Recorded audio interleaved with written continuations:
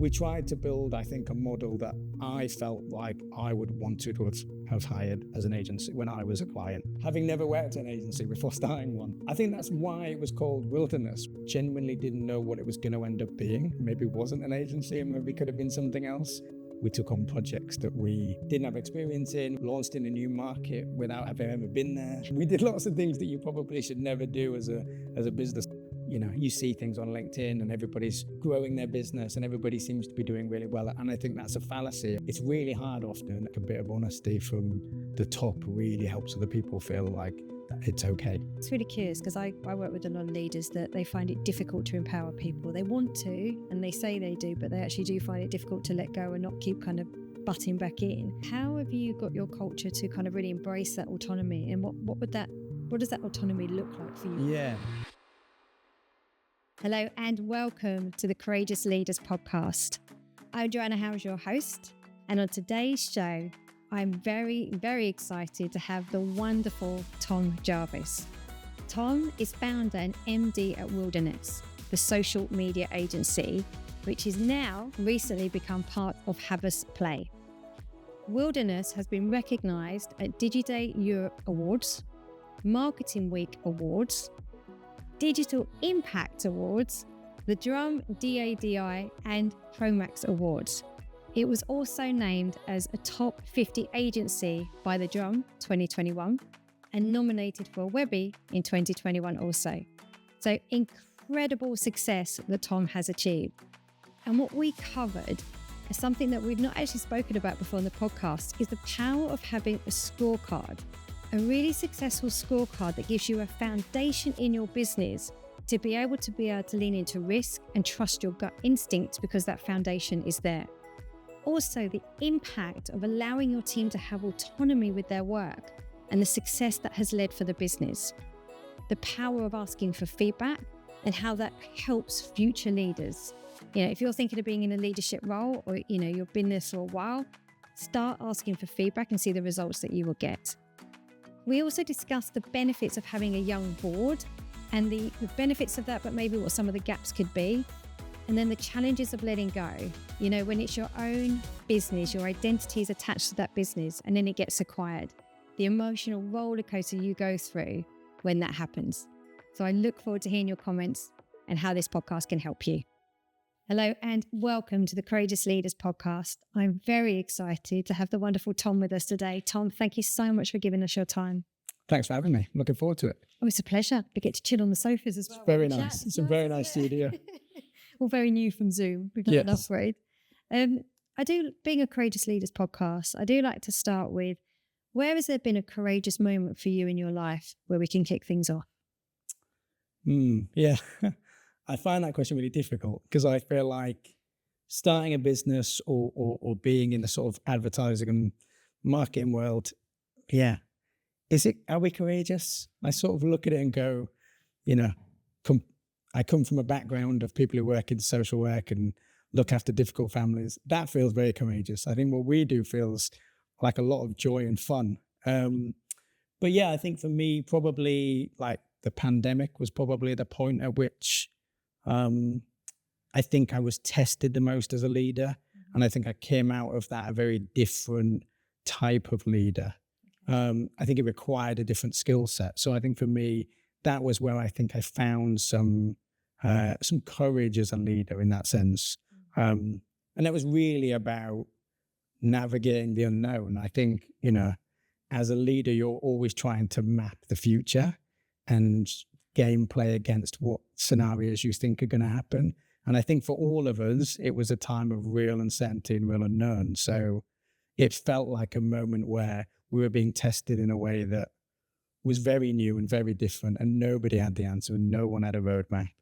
And so for me, I felt like coming out of that, I felt like I was in a much more, a position of strength and a position of courage to have navigated a business through that sort of challenging time. It's something I think we'll all, remember in different ways. Yeah. And I think so many people I work with, and myself included, that uncertainty, that unknown is the immediate thing that will cause me overwhelm. It's just like, I've lost control. What can I do here? What can I get hold of? Have you noticed, because obviously we came out of the pandemic a few years ago now, have you noticed anything creep back in, or have you been able to sustain it? I think it just taught me a lot about what gives people safety in their workplace, right? And the job of a leader to provide that kind of psychological safety for a team. And I think a lot of that is around communication, trust. So I think those things are kind of baked in now to the way that we do business. And I think it's the same for lots of businesses. So my tendencies to of the old days, I hope are sort of mitigated against knowing that actually this is a much better way to lead, and I'm a better leader for the things I learned through that process, I think. Yeah. Just to help myself and the audience understand, in terms of what are the bits that you're happy of now you've been able to let go of in your leadership? I think feeling like I think one of the things it taught me was that like vulnerability is okay. Not always having the answer to every challenge is okay, but I think communicating your way through that process with the team really brings people along the journey. I think, there are different points to growing a business, and your requirement as a leader is different. In the early stages, it's about bringing everybody along on the narrative and really driving that kind of love of working for a small, intimate business. I think when you get into a size of sort of 15, 20 people where you've started to build some process, it's much more about kind of operational strength. I think that's where I felt at some of my weakest as a leader. It's not where I feel the most comfortable. Now we've kind of got through that, and we're in a position where a lot of that has been established and has been set up. We're now in a position of further growth. I feel like I'm back to being the sort of leader that I want to be, and focusing on the things I'm really good at around kind of growth of a business and communicating the sort of opportunities and growth that we have as a team. Yeah. Are you the leader that's kind of out there then with clients in the sales, or are you more the internal facing leader? I try to do a bit of both, and not own either one. I think it's really important that you allow other people and other faces to represent the business. I never want it to be that people are solely buying from me. I think, there's a whole wealth of expertise and skills within our team, and we've hired some amazing people, and I want them to come to the fore. So I think trying to do both of those things, trying to be, at the right moment, coming into the conversation with clients up front and inspiring them on our journey and our story and why we're different as an agency, but then also with the team, trying to communicate what the future looks like, and actually that we have a plan and that we're navigating through that, and that's going to be delivered by different people in the team, and then allowing them to tell their part of that story. Really? So I know when you said about, is it courageous what we do? But I think anyone who sets up a business, regardless of what it does, there's an element of courage to put yourself out there to say, like, I'm going to do this. I've got a vision. I'm going to back myself and see if I can bring my vision to life. What was that story for you in how did Wilderness come about? Yes, it didn't feel like a courageous act. And I know I listened to your episode a little while ago with Chris Kemp from Ingenuity, and he said something similar. For me, it felt like the most natural step. So my background was I used to work in entertainment and film and TV. I was a marketing and acquisitions role at a film company, and really kind of became interested in digital and social and what was happening sort of 10, 12 years ago, and realized that actually the kind of industry was changing and the type of people needed in marketing divisions was going to look very different in the next few years.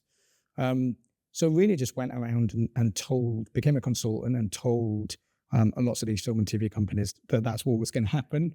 And then actually, rather than hiring me, I said, look, could I sell you on an agency? So we in-housed social experts into big entertainment companies. And that was kind of where we started the business. And amazingly, sort of nearly 10 years on, that's still some of what we do. We in-house social experts into sort of traditional marketing teams. So it's kind of come full circle in that sense. So it felt like a very natural step. I was in the business of talking about change and talking about sort of social and digital to brands. And really, I still do that at some capacity. I just sell them on a much bigger team and a much bigger organization. So It didn't feel like a big entrepreneurial step to start a business. It felt like the natural evolution of something I was already doing. Did you learn how to think quite differently going from being an employee mindset to actually the business owner? Yeah, there were lots of mistakes I'd made in the early days, and there were lots of things I wish now that I knew then. But yeah, I don't know if it was as much a mindset shift as it was not in that initial period, because I think that initial period is all kind of growth and upside, and it's all about kind of going out there and talking to people and meeting new people and winning business. I think the real challenge from a mindset shift was, looking 6 months in and having a team of 5 or 6 people and realizing actually I built an agency kind of accidentally overnight. And then trying to work out kind of operations and payroll and structure and all of the things that you need to run a good business, and trying to look at what that was going to look like when we were 12 people and what that was going to look like when we were 25 people, and hopefully that was going to look like when we were 50 people. So trying to build some of the sort of culture and bedrock of the operations of the business at that early point. And that was a real challenge because it was the first time I'd done it. And it's, I always think it's not stuff you can read in a book. You've really got to, it's about your values and what you want to see and what you want represented. And then ultimately it's about the people you bring in and what they bring to a business. So that was all new for me. Yeah. And how much did, in terms of your personal values, influence then what your business values were?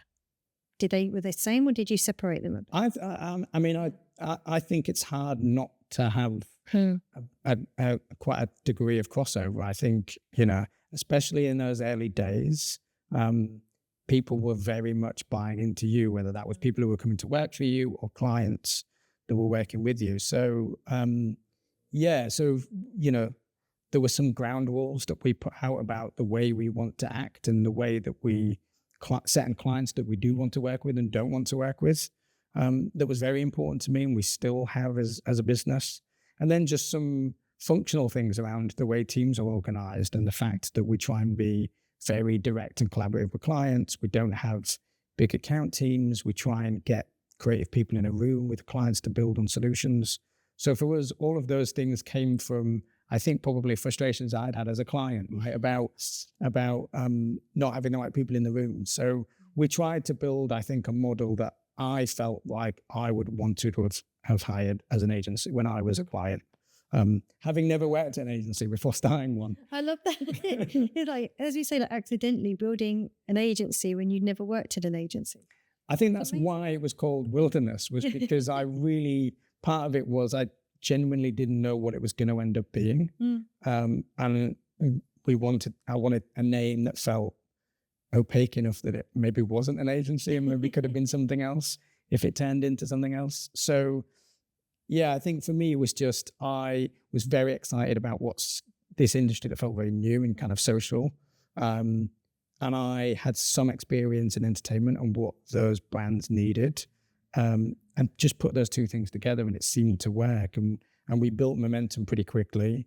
And then it was kind of like, okay, where do we take this? What do we really want to do with this? What could we do with this? And I think part of that challenge is navigating or realizing the things that you should say no to. And I think lots of people say that.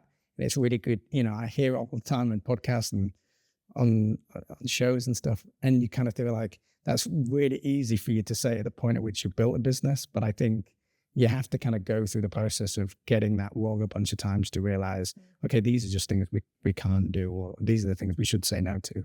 Have you got any stories you're able to share where you go, I really should have said no then? I am the perpetual say yes and figure it out later guy. And we did that a lot in the early days of Wilderness. We took on projects that we didn't have experience in. We, launched in a new market without having ever been there.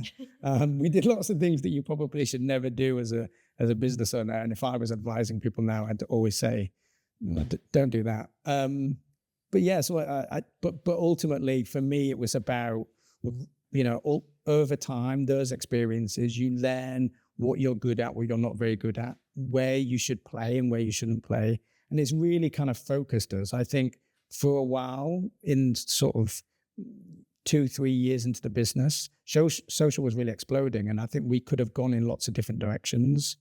And I think at times we tried to take on work that maybe wasn't our forte.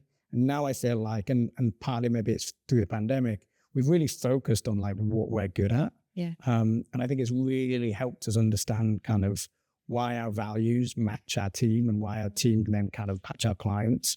And it feels like it's one kind of holistic vision, whereas I think before we were trying to find that for a really long time. Yeah. Because you use, it's interesting listening to you, you use the word focus quite a lot. And I think one of my absolute all-time favorite quotes is Steve Jobs' true focus is say no to something even if you really want to do it. And it's like having that focus. And, you know, I've done it myself starting out. And it can still creep in now and again when someone calls, can you do this? And it's like, how do I say no? Yeah, I want to say yes.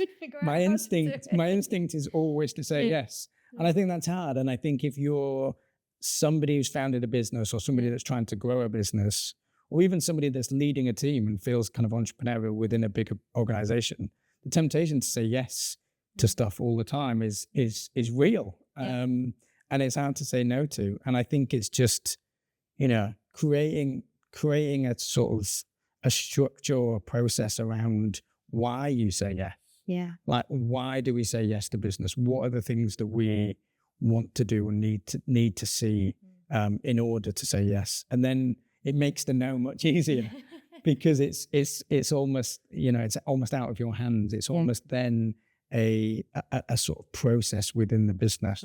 And I think we've learned that. I think we've learned how to, you know, one of the things I think I've learned is that you can't get too high about the wins and you can't get too low about the losses, but ultimately you need to understand kind of what success looks like.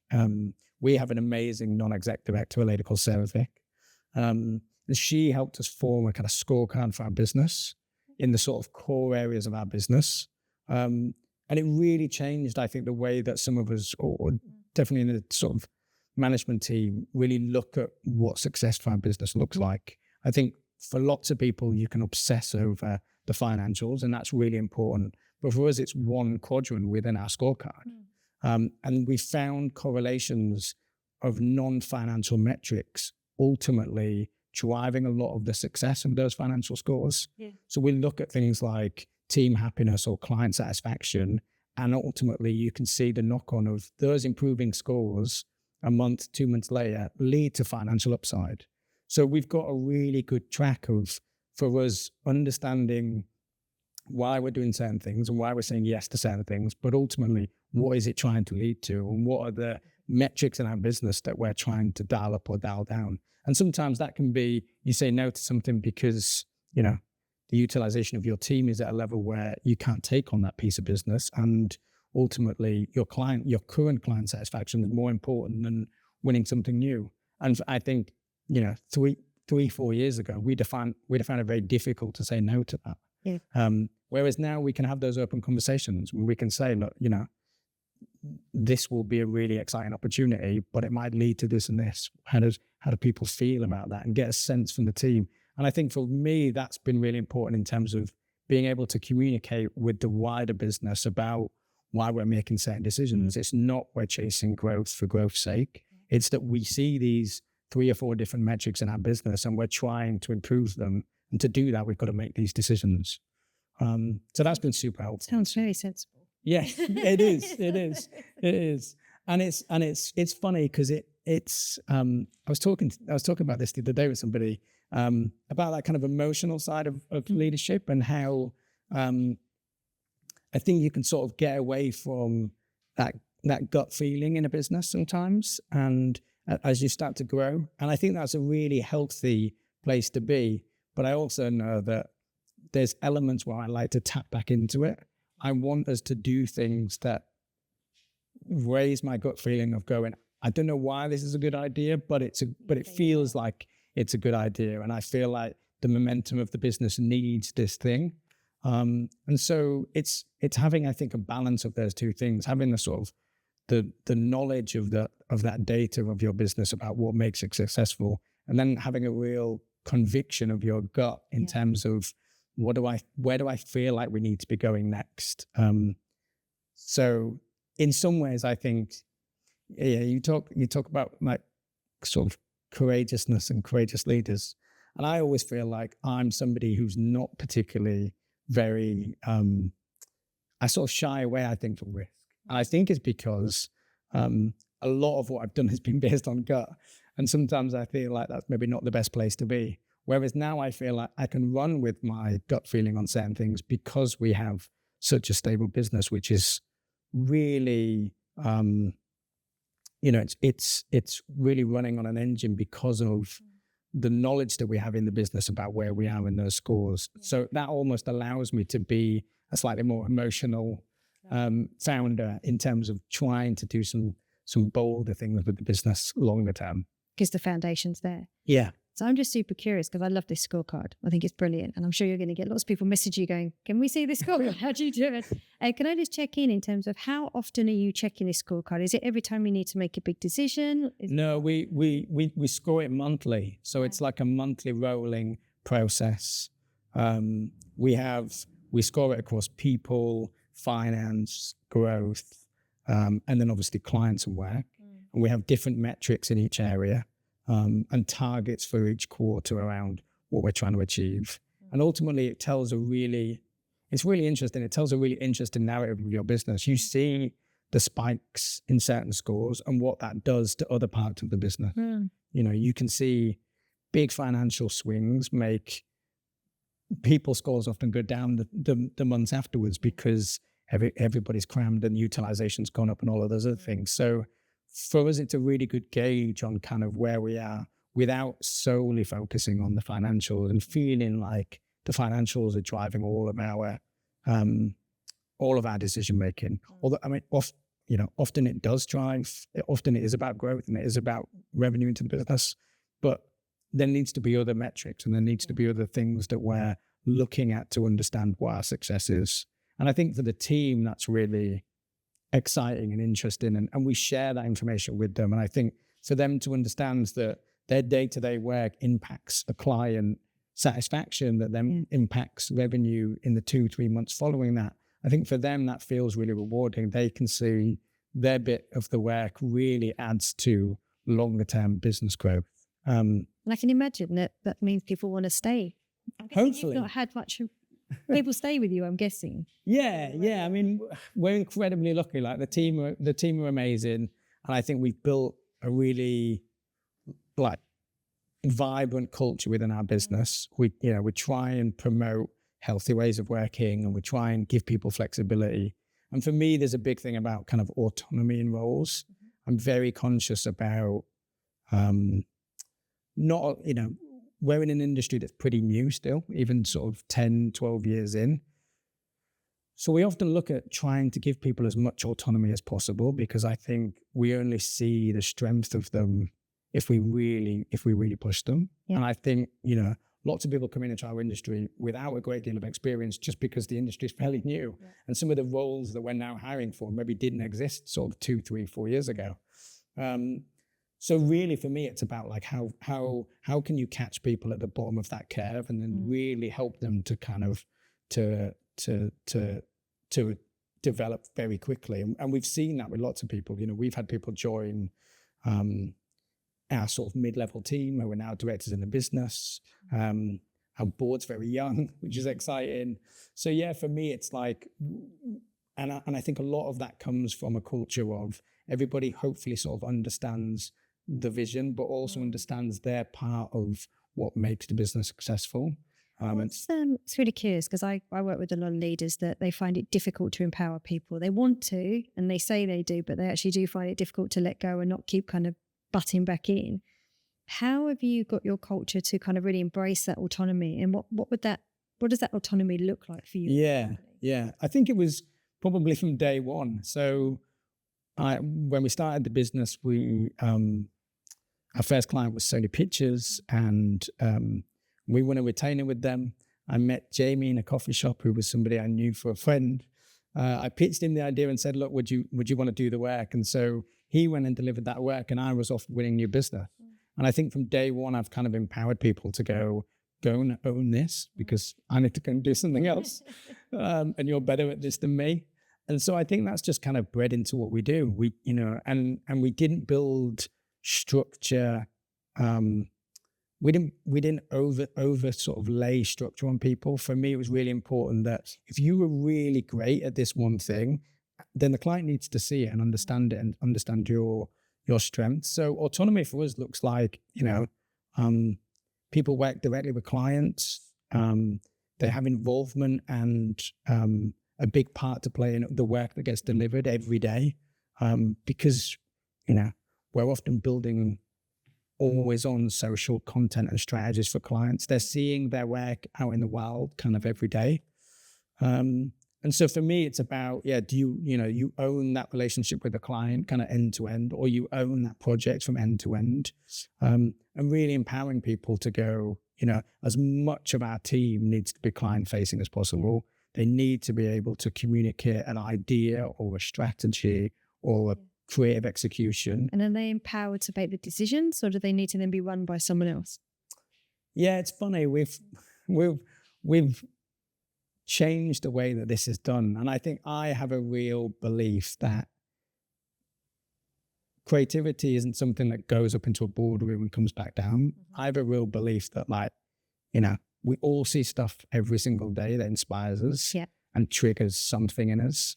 And we're trying to do something very different. We're often not trying to sell clients on an idea that might live for a year. We're often trying to do something where I always talk anecdotally with clients about, I ask them the question, when was the last time you saw something and shared it with somebody, right?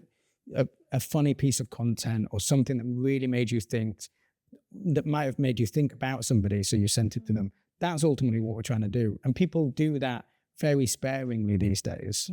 But that's the sort of magical bit that we're trying to make. We're trying to create something that somebody wants to watch and then share to their friend and say, this made me think of you, or this made me smile because this is like you.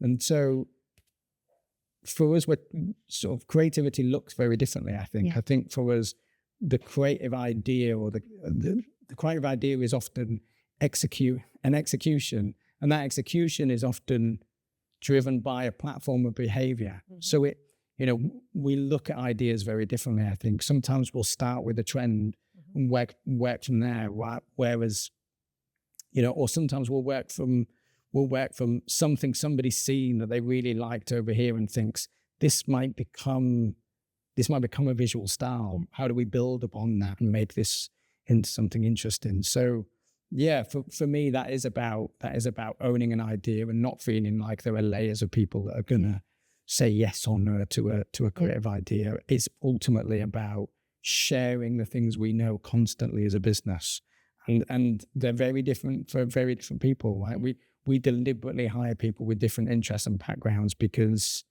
we need that kind of cultural mix within our business.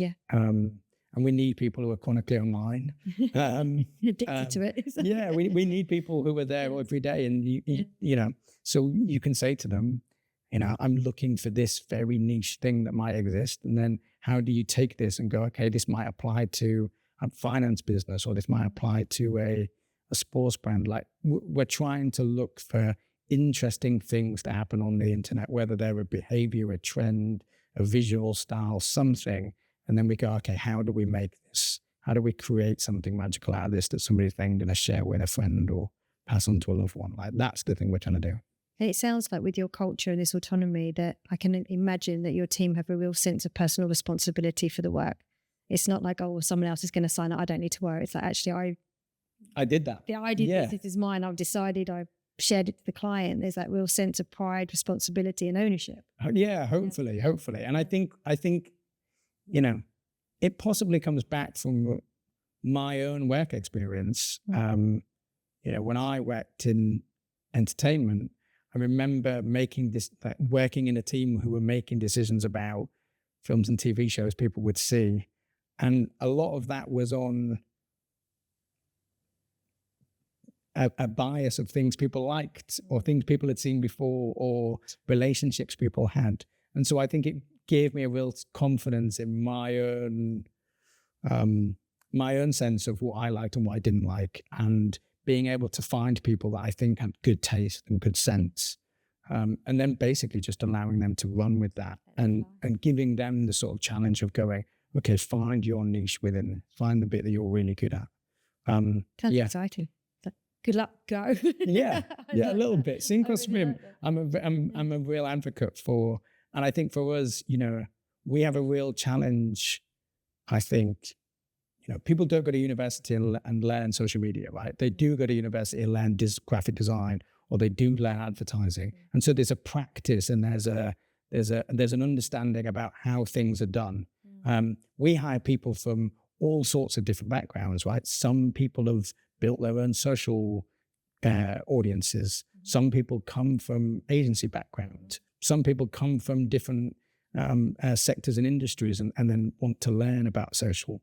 So for us, there's a real melting pot of like skill sets and expertise. So we constantly have to be learning from each other. Yeah. And I'm getting older. So for me, I'm constantly learning from my team. I think that's really important, that they see the senior leadership team as wanting to learn and wanting to be a part of it as well. And I think for me, there's no way that I have the answer in the room. I don't walk into a strategy session in our business and feel like I'm the person with the best idea. Absolutely not. I think for me, it comes from that rounded skill set and experience. And some people come from a real knowledge of the platforms. Yeah. Some people come from a real knowledge of what good content looks like. Can you blend it all together? And you put it all together, and then you kind of go, okay, I think we've got something we can sell to a client now.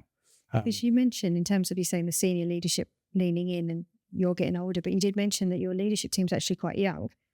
And I'm thinking that's got a lot of pros to having a young leadership team. But what are you noticing with a young leadership team maybe are some of the gaps in terms of the opportunity for growth within that team? Yeah, it's really, that's an interesting question.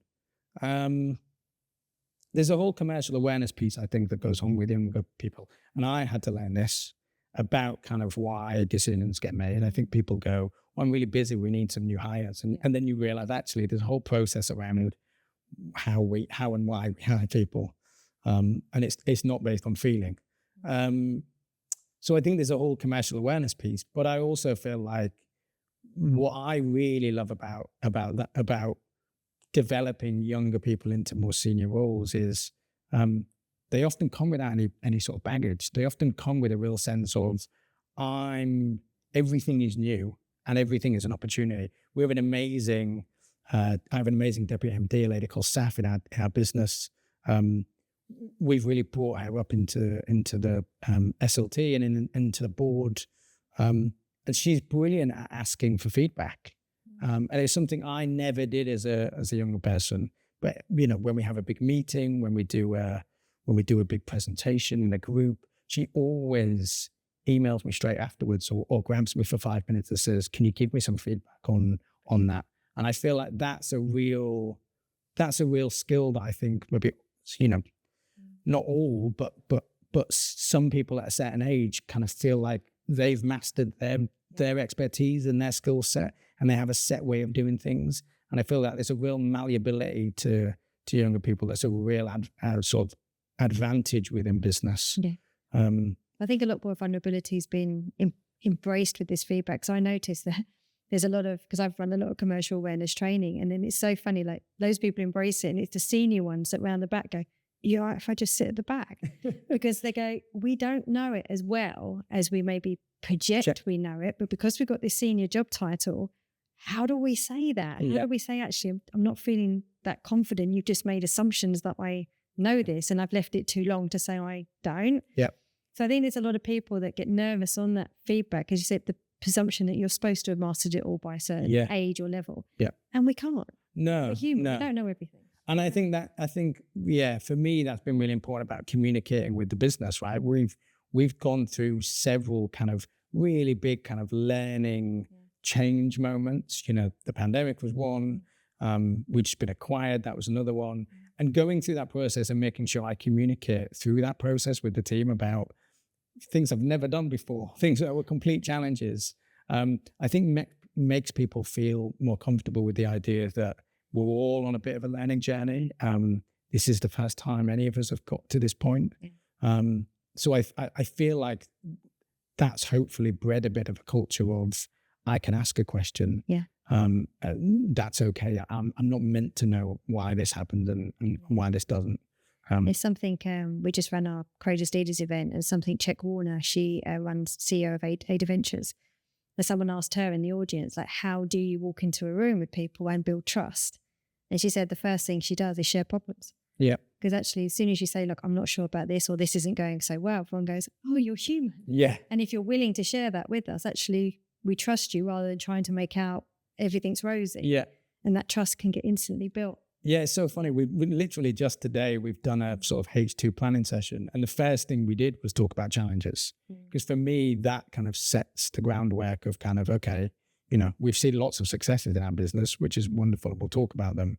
But really, we want to get to like, what am I finding difficult? What are the other senior leaders finding difficult? And how do we work together to answer some of those? Because I think it's really easy to go, you know, you see things on LinkedIn and everybody's growing their business and everybody seems to be doing really well. And I think that's a fallacy of a little bit of the truth. Yeah. And the truth is it's really hard often, and agencies are incredibly messy businesses.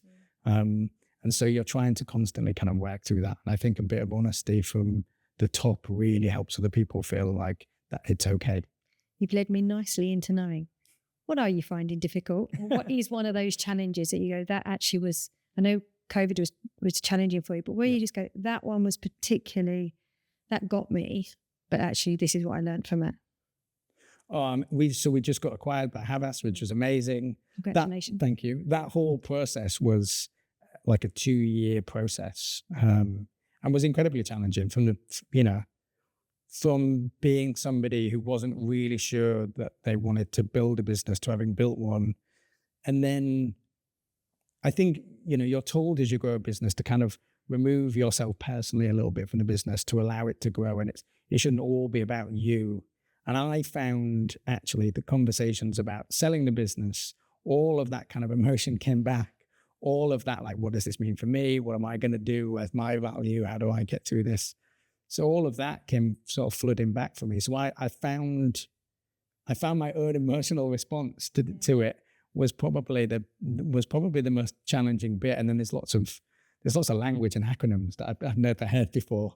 So I asked lots of questions. And I think for me that was, but it was a really good learning process. I wanted to be as involved. We had some amazing advisors, and obviously Sarah and the board were brilliant through the whole process. As were Jarvis, to be fair, they were great through the process. But I wanted to be involved as I could because I wanted to learn all of the different parts of how and why and what makes a sale work and what makes it maybe fall down at different points.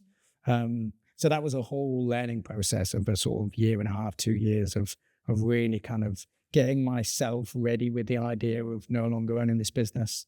And then also, in the end, communicating that with the team and trying to get everybody very excited. Is that hard?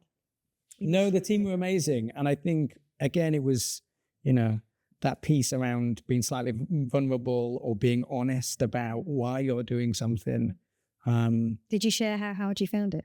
Yeah. And I shared the process about, you know, I even shared the first LinkedIn message I got 2 years ago from Nick Wright at Jarvis with the team. And I talked to them about the different parts of the process and ultimately like why I felt like this was the best home for us long term, and the fact that we want to build a really sustainable business for the long term, and having a home like Jarvis felt like it was the right thing for us to do. So yeah, I think that narrative piece and that conversation that we had as a team, it was, you know, maybe an hour and a half, I think was really important for the foundation of like how the rest of that has gone. Yeah. Because I feel like everybody came to it thinking it was a really important step and a really considered step. It was, you know, for them it's come out of the blue, and for you it's been something you've been working on for 1.5, 2 years. Is it hard not to share? Yeah, incredibly. I'm not very good at keeping secrets. I'd often be off in a room and people would be like, "Where's Tom?" And my diary was blocked out with certain things. Yeah, that was difficult. That was one of the more challenging things was not being able to bring the team along. But at the point at which we did, I felt very confident about why we'd got there. Yeah. And I felt very confident about what the future might look like and how it was all gonna work. So I feel like it allowed us, I think, or allowed me and a couple of the senior team that were involved in the process to really get comfortable with, these are the questions we're going to get, and we've got really good answers, hopefully, for all of them. And yeah, so we were very fortunate in that the team have sort of taken it on board, and they're very excited about, we're only a couple of months in, but we're already seeing some really exciting opportunities. And that for me is kind of why we've done this. Yeah. It's brilliant that the team have loved it. And I just want to know, now it's all done, how does it feel now that you still, you're still running the company, but Yep. somebody else's company. So how does that feel now? It feels really good. Yeah. Big yeah. No, not at all. The sort of opposite, really. I feel like the way I've tried to explain it to people is when you're running an independent business, you're doing two things. You're trying to keep the business running, and you're trying to grow the business. Yeah. And I think for me, I was always better at the growing the business piece. And now a lot of that kind of what goes into keeping the lights on is sort of looked after, and becomes part of a function where there's lots of other people involved and there's lots of other responsibility across that. So that feels really good because my focus is really on growing the business, and the direction from the Jarvis team has been, just keep doing the things you're doing and just grow your business. And so it's allowed us hopefully to retain our sort of identity and our culture and really our focus, which is on building the sort of hopefully the best agency of the things that we do. So it's different. You have to ask permission for certain things. But no, it's been a really good shift, and we feel like already just a couple of months in, it feels like this was absolutely the right decision for us. It's a great feeling. Yeah. Really, really happy for you and the team. I think it's fantastic. And I'd love to know, with all, when you started doing a business by accident, building an agency when you'd never worked in an agency before, learning more about yourself through COVID, understanding your emotions more, going through an acquisition. At this point where you are today, what advice would you pass on to your younger self? Oh, good question. I think there's probably two things. Like the first thing would be stay at it. Okay. I think that's a really big learning I've had is businesses aren't built overnight. I think, we all live in this world where, you open LinkedIn or you see something on social media or read something in a newspaper where somebody's built an overnight. And that's never really true. It's, what's that saying? This every overnight success is 10 years of hard work. So for me, a real learning for me, and I have a kind of a need to move forward and move quickly. So I think a real learning for me has been allow the process and just stay in the game. Yeah. And then the other one, and you've already picked up, I've mentioned this word quite a few times, but like focus. Yeah. And I think for me, again, I'm somebody who likes to say yes, really wants to do new things. I think the challenge of running a business sometimes is really understanding fundamentally, like, what is it somebody's buying from you, and why are they buying it from you and not somebody else? And then doing that thing repeatedly and doing it and getting better and better and better at the thing you're doing. So for me, that's been a real learning is ultimately focusing on the things you're really good at. And I think we all, even in personal development, sometimes we try and round people out. We try and make people better at things they're not very good at. And actually what we probably should do some of the times is just go, you're really good at these 2 or 3 things. Just do that all the time. Yeah. And I think as a business, that's really kind of that sort of arrowhead approach of focus is really important. Like, we're really good at these 2 or 3 things. We're just going to do these things really, really well and become the best at this. I think for me, that's been the real learning. Those 2 things around kind of focus, and then also sort of grit and persistence and staying in a business and understanding that it will change and you will have challenges, but ultimately, like, there is an opportunity at the end of it. I think will be okay. And you will be okay. It will all be okay. To ask for help. Exactly. Yeah. I was going to add to one of your notes in terms of that focus, because I really agree. And in terms of people growing, yes, having kind of a stream that they become excellent in, but they expand their comfort zone within that pillar, so they keep growing. They don't get complacent and just go in and stay relevant.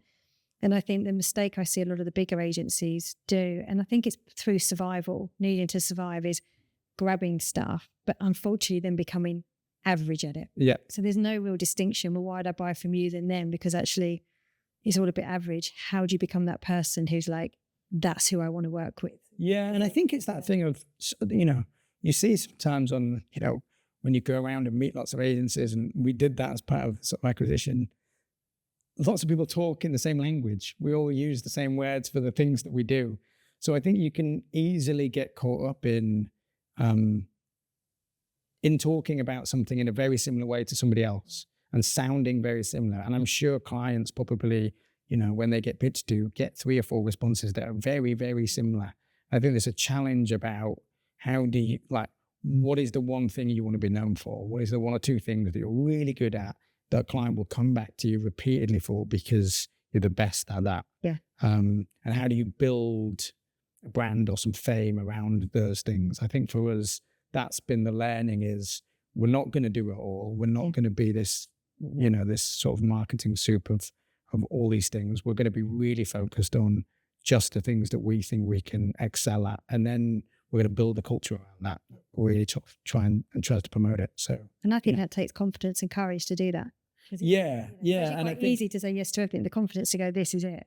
Yeah. And I think, hopefully, if we've learned anything from sort of COVID and coming out of that, I think that happened to lots of people. I think lots of people came out of that with a real sense of their own identity and probably a bit of sort of increased courage that they can roll with things. Yeah. And we definitely did. It really focused our mind on, this is who we are and this is what we do. Brilliant. And that's served you in such a great purpose. And yes. It's so great, the success you're having. Thank you. Thank you so much for your time. Is there anything we've missed that you think is a really good thing for the audience to know, or anything you want to reinforce? I would say the piece around, we talked a little bit about that kind of feedback piece. And I would say for anybody that's thinking about wanting to get into leadership, wanting to start their own thing, or wanting to be entrepreneurial within a business, ask for feedback. I think it's like one of the best traits that Saf and my team has, but we're sort of trying to get it across our whole team, is that continual sense of learning and development, and the idea that you're not going to know it all, and actually being okay with the idea that you can ask questions, I think is super important. And I think it makes for a more kind of empathetic and a leader that others will want to follow, right? Because if they see somebody who is willing to take on feedback and learn and develop and grow themselves, I think that can be often really inspiring for other people. Yeah. It's actually been the study that the high performers in the world are the ones that ask for regular feedback. They don't wait for their performance review. They seek it.